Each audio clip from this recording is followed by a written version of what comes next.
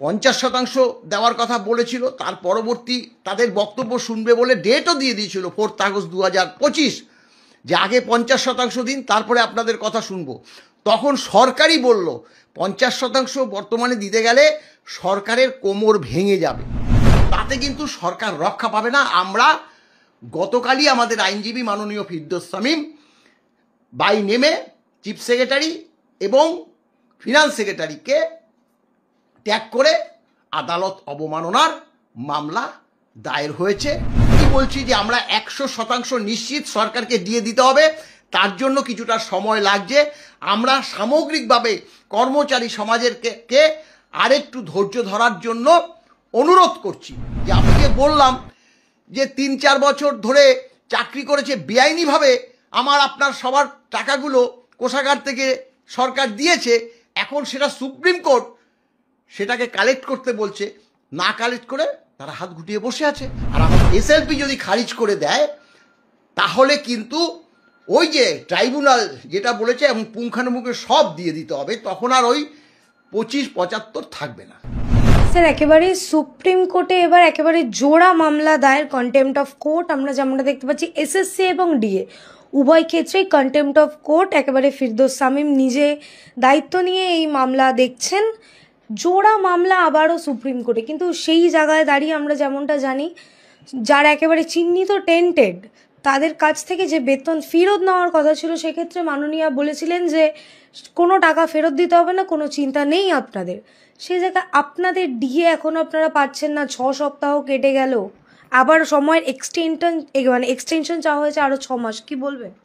হ্যাঁ, দেখো, দুটো মামলাই, এই যে এসএসসি মামলা এবং আমাদের ডিএ মামলা, সেটা মাননীয় ফিরদৌস শামীমের, সেক্ষেত্রে সর্বোচ্চ আদালত বলেছিল টেন্টেড যে সকল শিক্ষক অশিক্ষক কর্মচারী আছে তাদের বেতনটা ফেরত দিতে হবে।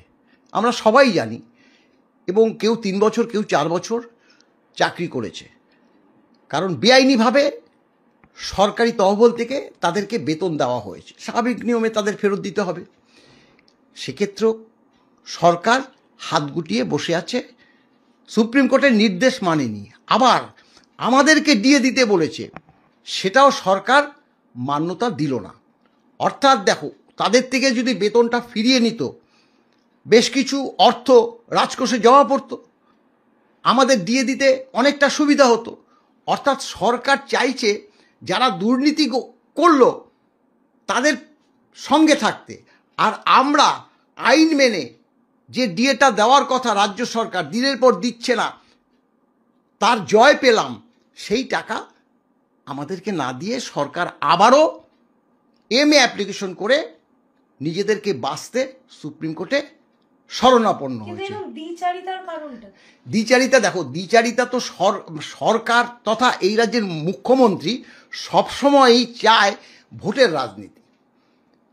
অর্থাৎ এই যে অশিক্ষক কর্মচারীদের, তাদেরকে ভোটের কাজে লাগাতে পারবে, তাদেরকে যদি, এবং এই অর্থ যদি ফেরত দিতেই হয়, তাহলে তারা তো যে দুর্নীতিগ্রস্তভাবে অর্থাৎ বেআইনিভাবে চাকরিটা পেয়েছে সেটা তো একদম এক্সপোজ হয়ে যাবে, সবাই জানে।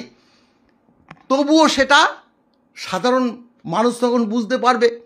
যদি তারা গিয়ে টাকা চায় যে আমরা কোথায় দেব, আমরা যে 10-15-20 লক্ষ টাকা দিয়ে চাকরিটা পেয়েছি, সেই টাকা এখন ফেরত দাও, আমাদের তো বেতন ফেরত দিতে হবে। এই যে ভয় একটা মুখ্যমন্ত্রীর মনে কাজ করছে, যার জন্য তাদেরকে বলেছে যে তোমাদের টাকা ফেরত দিতে হবে না, তোমরা অন্য ডিপার্টমেন্টে চাকরি করবে। আরে, অন্য ডিপার্টমেন্টে চাকরি করবে বলে দিল আর হয়ে গেল? একটা তো সংবিধান বলে একটা কথা আছে, কতগুলো নিয়ম কানুন আছে। একটা জায়গায় অন্যত্র চাকরি করতে গেলে বিজ্ঞপ্তি বেরোয়, তারপরে সেখানে সাধারণ যারা বেকার আছে তারা অ্যাপ্লিকেশন করে, শর্ট আউট হয়, তারপরে পরীক্ষা দেয়, ইন্টারভিউ হয়, চাকরি পায়। মুখ্যমন্ত্রী সাংবাদিকদের সামনে বলছে যে না, তোমরা অন্য ডিপার্টমেন্টে চাকরি করবে। এই তো চলছে, তাদেরকে ভোটের রাজনীতিতে ব্যবহার করতে চাইছে। আর সরকারি কর্মচারীরা তা জানে যে তার বিরুদ্ধে প্রচণ্ড ক্ষিপ্ত, তাদেরকে ভোট দেবে কিনা সেটাই সন্দেহ। সেই কারণে আমাদের উপর কোপটা পড়ছে, তাদের আদর করছে। এইটাই তো চরিত্র মুখ্যমন্ত্রীর। কিন্তু ডিএ তো অধিকার নয়। ডিএ অধিকার নয়, আমাদের তো ট্রাইব্যুনাল বলেছে ডিএ অধিকার, সর্বোচ্চ আদালত বলেছে ডিএ অধিকার, এবং তাদের সেই রায়গুলোকে মান্যতা দিয়েছে সুপ্রিম কোর্ট। এরপরে ডিএ অধিকার নয় সেটা তো মুখ্যমন্ত্রী বলছে, কেন বলছে সবাই জানে। এই কথা বলে জনমানসে একটা আমাদের উপর ক্ষোভ সৃষ্টি করার চেষ্টা করছে, কিন্তু সেটা তো সফল হবে না। কিন্তু স্যার সেই জায়গায় দাঁড়িয়ে আমরা ঠিক 2022-এও আমরা সেই একই জিনিস দেখতে পেয়েছিলাম। কন্টেম্পট অফ কোর্ট আবারও হাইকোর্টে দায়ের করা হয়েছিল, সেইবারেও কিন্তু আপনাদের পক্ষে রায় থাকার পরও আপনারা সেই ডিএটা পাননি, আবারও এবার সুপ্রিম কোর্টে কন্টেম্পট অফ রায়। শুধু যে হাইকোর্টে কন্টেম্প করেছি তা না, প্রথমে ট্রাইব্যুনালে 26শে জুলাই 2019-এ রায় দিয়েছিল 6 মাসের মধ্যে হিসেব নিকেশ করে ডিএটা দিয়ে দিতে হবে, কিন্তু সরকার দেয়নি। আমরা কন্টেম করেছি, কন্টেমের যে ডেট নভেম্বর 2020 না দিয়ে হাইকোর্টে চলে গেল। অর্থাৎ এই যে মানে ট্রাইব্যুনালে কন্টেম্পটার থেকে বাঁচতে হাইকোর্টে চলে গেল, হাইকোর্টে গিয়ে আবার রিভিউ করলো, সেই রিভিউতে আমরা জয় পেলাম। মাননীয় হরিশ ট্যান্ডন এবং রবীন্দ্রনাথ সামন্তের বেঞ্চ তারা বলল যে 3 মাসের মধ্যে এই যে মানে ট্রাইব্যুনালে যে রায়টাকে ইমপ্লিমেন্ট করতে হবে। করলো না, একদম 3 মাস আমরা হাত গুটিয়ে বসে রইলাম, আমরা আন্দোলনও গেলাম না। কারণ কি? কারণ যেহেতু 3 মাস সময় দিয়েছে সরকারকে, আমাদের তো দেখতে হবে। আমরা তার আগে তো বলতে পারি না ডিএ চাই, ডিএ চাই, ডিএ দাও, আমরা মূল মামলাকারী, তাই আমরা চুপচাপ বসে রইলাম। 3 মাস অতিক্রম করে গেল, আমরা আবার কন্টেম করলাম। তখন মাননীয় হরিশ ট্যান্ডন এবং মাননীয় রবীন্দ্রনাথ সামন্তের বেঞ্চ চিফ সেক্রেটারি এবং ফিনান্স সেক্রেটারিকে বলল আপনারা কেন দিলেন না, হলফনামা দিয়ে বলতে হবে। তারা দিল হলফনামা, নির্দিষ্ট সময় দিয়েছিল, তার মধ্যে হলফনামা দিল। তাদের মূল বার্তা ছিল সরকারের টাকা নেই, তাই আমরা আপাতত দিতে পারছি না, এবং আমরা সর্বোচ্চ আদালতে যাচ্ছি, সেখানে এসএলপি করেছি, সেখানে কি হয় পরবর্তী আমরা আপনাদের জানাবো। এবার চলে গেল। তারপরে যে সুপ্রিম কোর্টে যে আমরা দিনের পর দিন শুনানিগুলো হয়নি, হওয়ার পরে মাননীয় সঞ্জয় কারোলের যে বেঞ্চ দুটো মানে শুনানিতে উপযুক্ত রায় আমরা পেয়ে গেছি। 50% দেওয়ার কথা বলেছিল, তার পরবর্তী তাদের বক্তব্য শুনবে বলে ডেটও দিয়ে দিয়েছিল 4 আগস্ট 2025, যে আগে 50% দিন, তারপরে আপনাদের কথা শুনবো। তখন সরকারই বলল 50% বর্তমানে দিতে গেলে সরকারের কোমর ভেঙে যাবে। সবাই জানে মাননীয় যে বিচারক তারা বললেন ঠিক আছে আপনারা 25% দিন, তখন আরও কমাতে চেয়েছিল। তাহলে দেখা গেল সরকারের আইনজীবী মেনে নেওয়া মানে তো সরকার মেনে নেওয়া, সরকার মেনে নিল 25% সরকারি কর্মচারীদের দিয়ে দেওয়ার ব্যাপারটা সরকার মেনে নিল। কতদিনের মধ্যে? না 1.5 মাস, অর্থাৎ 6 সপ্তাহের মধ্যে। কিন্তু সরকার 6 সপ্তাহ উত্তীর্ণ হয়ে গেলেও আমরা ডিএ পেলাম না। সরকার কী করে যেদিন শেষ হলো, আমরা আরও একবার রিমাইন্ডার দিয়ে এসেছিলাম মাননীয় মুখ্য সচিব এবং অর্থ সচিবকে, যে 27 তারিখ দেখুন, 27 তারিখ কিন্তু লাস্ট ডেট, আপনারা এর মধ্যে ডিএটা দিয়ে দিন, নাহলে কিন্তু আদালত অবমাননার নোটিশ আমরা দেব। কিন্তু সরকার সেদিনই 27 তারিখ কী করলো, একটা MA অ্যাপ্লিকেশন জমা দিয়ে আসলো, অর্থাৎ মডিফিকেশন অ্যাপ্লিকেশন কী কী সে পরিবর্তন অমুক তমুক হ্যান ত্যান, সেটার জন্য আমরা কপি পাইনি যদিও, ওটা দিয়ে তারা চুপচাপ বসে রইল। তারা কিন্তু এখনও কিন্তু কেসটাকে মেনশন করে উঠিয়ে যে শুনানি করবে সেই দিকে যাচ্ছে না। তারা তাহলে কেন করেছে? এটা আইনের হাত থেকে বাঁচার জন্য, যে আমরা তো জানিয়েছি মডিফিকেশন অ্যাপ্লিকেশন, তাই আমরা দেইনি। কিন্তু তাতে কিন্তু সরকার রক্ষা পাবে না। আমরা গতকালই আমাদের আইনজীবী মাননীয় ফিরদৌস শামীম বাই নেমে চিফ সেক্রেটারি এবং ফিনান্স সেক্রেটারিকে ট্যাগ করে আদালত অবমাননার মামলা দায়ের হয়েছে। আমাদের এখনও কেস নাম্বার পড়েনি, কেস নাম্বার পড়লে আমরা মেনশন করে মাননীয় সঞ্জয় কারোলের বেঞ্চে গিয়ে আমরা সেটা উত্থাপন করব। দেখুন মহামান্য আদালত, আপনাদের বার্তাও সরকার শোনেনি। তারপরে সর্বোচ্চ আদালত যা সিদ্ধান্ত নেবে, আমরা এখনও বলছি যা সিদ্ধান্ত সর্বোচ্চ আদালত নেবে সেটা আমরা মাথা পেতে নেব। কিন্তু সরকার বারংবার যে আদালতকে তাদের নিজেদের পক্ষে গেলে তারা সেটাকে বলছে বাপ বাপ, আদালতের নির্দেশ আমাদেরকে মানতে হবে। আপনারা দেখেছেন যে বিজ্ঞপ্তি জারি করতে বলেছিল এসএসসির 31শে মের মধ্যে, এবং ডিসেম্বরের মধ্যে প্রসেসটা শেষ করতে বলেছিল নিয়োগের। তখন সেটা বলেছে বাপরে বাপ, সুপ্রিম কোর্টের রায় আমাদের মানতেই হবে।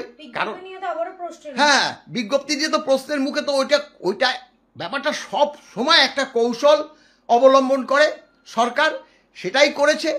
বিজ্ঞপ্তিতে যা বলেছে তা সেটা যেটা বলে দিয়েছিল আর যা বলেছে তার মধ্যে পার্থক্য আছে, তাই প্রশ্ন উঠেছে।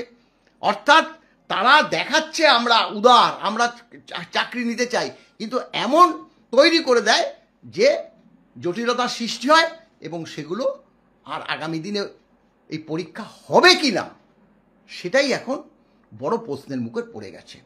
আপনারা ঠিক কতটা আশাবাদী যে ডিএ আপনারা ছিনিয়ে আনবেন? 100%। কারণ রাজ্যটা কিন্তু কারো পৈতৃক জমিদারি নয়, কোনো পৈতৃক জমি। আমরা নাগরিক, আমরা প্রজা। তিনি মাথায় বসতে পারেন, রানীর মতো ব্যবহার করতে পারেন, কিন্তু সংবিধান বলে একটা কথা আছে। আমাদের যে বেতন পেনশন দেওয়া হয় সেটাও সংবিধান মেনে। সেই সংবিধানকে যদি অমান্য করে, মান্যতা না দেয়, তার জন্য আইন আদালত আছে। আমরা যেখানে সেখানেই গেছি। আমরা আন্দোলনের কথা অনেকেই বলছে, আন্দোলনও আমরা বহুবার করেছি। আন্দোলন করলে সরকার কি করছে? প্রতিহিংসামূলক চরিত্র প্রকাশ করছে। আমরা বারবার বলছি, সেক্রেটারিয়েটের স্টাফদের মানে ওই উত্তরবঙ্গ থেকে বা দার্জিলিং থেকে একদম সাগরে বদলি করছে, নাহলে পুরুলিয়া, বীরভূম, বাঁকুড়াতে বদলি করেছে, প্রত্যন্ত দক্ষিণ 24 পরগনা বদলি করে দিয়েছে। একটা কর্মচারী যারা নীতি নির্ধারণ করবে সরকারি দপ্তরে বসে, সেক্রেটারিয়েটে, তারা যদি এত দূরে পড়ে থাকে তাহলে তাদের দুটো এস্টাবলিশমেন্ট হলো, তাদের খরচ বাড়বে। সরকার সেটাই চাইছে, এই ধরনের মানসিকতা সরকার। আমরা তাই বলছি যে আমরা 100% নিশ্চিত সরকারকে দিয়ে দিতে হবে। তার জন্য কিছুটা সময় লাগছে। আমরা সামগ্রিকভাবে কর্মচারী সমাজের কে আরেকটু ধৈর্য ধরার জন্য অনুরোধ করছি যে আপনারা আরেকটু ধৈর্য ধরুন। আমরা এই মামলায় আবারও জয়যুক্ত হব। কিন্তু স্যার, এই যে সুপ্রিম কোর্টে বারংবার রাজ্য সরকার যাচ্ছেন, সেই ক্ষেত্রেও তো একটা সার্টেন অ্যামাউন্ট খরচা হচ্ছে, প্রচুর প্রচুর প্রচুর খরচা হচ্ছে। সেক্ষেত্রে কোমর ভেঙে যাচ্ছে না? না, যাবে না তো, যাবে না তো, যাবে না। সেটা তো সবাই বলছে। মাননীয়ার যদি লজ্জা থাকতো তাহলে তো মাননীয় এইগুলো করতো না। নির্লজভাবে করছে, সবাই জানছে। কারি টাকা খরচা করে সুপ্রিম কোর্টে যে কোনো ব্যাপারে সুপ্রিম কোর্টে দৌড় মারছে, হাঁটছে, আবার সেটাকে হাত গুটিয়ে বসে থাকতে, আবার এই ধরনের অনেক আইনি প্রক্রিয়া আছে সেগুলো ব্যবহার করে আবার সময় কিল করছে, এইভাবে করে যাচ্ছে। এই যে বললাম যে 3-4 বছর ধরে চাকরি করেছে বেআইনিভাবে, আমার আপনার সবার টাকাগুলো কোষাগার থেকে সরকার দিয়েছে, এখন সেটা সুপ্রিম কোর্ট সেটাকে কালেক্ট করতে বলছে, না কালেক্ট করে তারা হাত গুটিয়ে বসে আছে আর আমাদের দিয়ে দিচ্ছে না। এই তো চরিত্র। এই যদি চরিত্র হয় তাহলে আমাদের তো আইন আদালত ছাড়া আর কোনো ব্যবস্থাই আমরা নিতে পারবো না। সেই কারণেই তো আমরা আইনের দরজায় বারংবার খটকেছি এবং আবারও গিয়েছি। আমাদের মামলা সুপ্রিম কোর্টে দর্জ হয়ে গেছে এবং সেটা মাননীয় সঞ্জয় কারোলের বেঞ্চ 14 তারিখে খুলবে, 14ই জুলাই। তারপরেই নিশ্চয়ই ওই যে 14ই জুলাই এবং 4 আগস্ট এর মধ্যবর্তী জায়গায় কিন্তু মামলাটা উঠবে। এবং আমাদের মাননীয় আইনজীবী মাননীয় বিকাশ রঞ্জন ভট্টাচার্য বলেছে যে এবার যদি এই ডিএ না দিয়ে সুপ্রিম কোর্টে যায় তাহলে কিন্তু সামগ্রিকভাবে যে এসএলপিটা খারিজ করে দেবে। এসএলপি যদি খারিজ করে দেয় তাহলে কিন্তু ওই যে ট্রাইব্যুনাল যেটা বলেছে এবং পুঙ্খানুপুঙ্খে সব দিয়ে দিতে হবে, তখন আর ওই 25-75 থাকবে না। স্যার, একেবারে শেষ প্রশ্ন, আমরা যেমনটা জানি আগামীকাল আপনাদের কর্মবিরতির ডাক দেওয়া হয়েছে, যদি একটু বলেন। এখানে কর্মবিরতি, দেখুন আমরা তো প্রত্যক্ষভাবে ডিএ মামলায় আছি, আমরা এরকম এই ধরনের কর্মসূচি আপাতত নিচ্ছি না, কিন্তু অন্যান্য সংগঠন আছে একটা সংগঠন কালকে 2 ঘন্টা কর্মবিরতির ডাক দিয়েছে। আমরা বলেছি কর্মচারীদের স্বার্থে যে আন্দোলন হবে তাকে আমরা সমর্থন জানাবো। তাই কালকে যে কর্মবিরতি আছে সেটাকে আমরা সমর্থন জানাচ্ছি। সেই বার্তা আমরা কর্মচারী সমাজকে দিয়েছি এবং আগামী 9 তারিখে যে বিভিন্ন কেন্দ্রীয় ট্রেড ইউনিয়নগুলো ধর্মঘট ডেকেছে সেটাতেও আমরা সমর্থন জানিয়েছি। লড়াই না করে কিছু পাওয়া যাবে না এই রাজ্যে। দেখুন, লড়াই তো আমি বললাম তো, লড়াই তো রাজনৈতিক দলগুলো করতে পারে। খোদ যে রাজ্য সরকারি কর্মচারী তাদের পক্ষে কিন্তু সবাইকে নিয়ে নামা একটা দুঃসহ ব্যাপার। আমি আগেই বলেছি, এখনও বলছি, মিথ্যে মামলা দেয়, তাদেরকে নির্দিষ্ট জায়গা থেকে অন্যত্র বদলি করে এবং এমন জায়গায় বদলি করে তাদের দুটো এস্টাবলিশমেন্ট হয়। এই যে আতঙ্ক কর্মচারী সমাজের মধ্যে সবসময় কাজ করে, তাই তারা চোখ মুখ বুজে থাকে। এমন বেশ কিছু ডিপার্টমেন্ট আছে যেখানে আমরা গেলে পরে আমাদের সঙ্গে কথা বলে না কর্মচারী সমাজ, ভয়ে। মলদার সঙ্গে কথা বললে যদি দেখে ফেলে এই তৃণমূলপন্থী যে একটা সংগঠন আছে, তাহলে তাকে হয়তো সেখান থেকে সরিয়ে অন্যত্র দিয়ে দেবে। এরকম একটা পরিবেশ তৈরি করেছে। তবে এখন যে রাজনৈতিক সিচুয়েশন হচ্ছে তাতে কিন্তু তারা অদূর ভবিষ্যতে, আর বেশি কিছুদিন নেই, তখন তারাই কিন্তু আস্তে আস্তে আস্তে আস্তে সাইড হবে। তাদের মনেও তো ভয় আছে। এখন যারা সরকারের দালালি করছে যে সংগঠন, তাদের কি মনে ভয় নেই? সরকারটা চলে গেলে আমাদের তো চাকরি করতে হবে, তখন আমরা কোথায় যাব? সেই বার্তাটা তো তাদেরকে দিতে হবে না। তারা সরকারি কর্মচারী, তো তারা জানে বর্তমানে শাসক দলের ছত্রছায়া আছি, যা ইচ্ছে তাই করছি। কিন্তু যখন এই সরকারটা থাকবে না, তখন তারা কোথায় যাবে? অতএব তাই বলছি যে এখন কিন্তু কর্মচারী সমাজ ধীরে ধীরে ধীরে ধীরে শক্তিটা ফিরে পাচ্ছে, সরকারের পক্ষে কথা বলতে পারছে। ধন্যবাদ স্যার। হ্যাঁ, নমস্কার।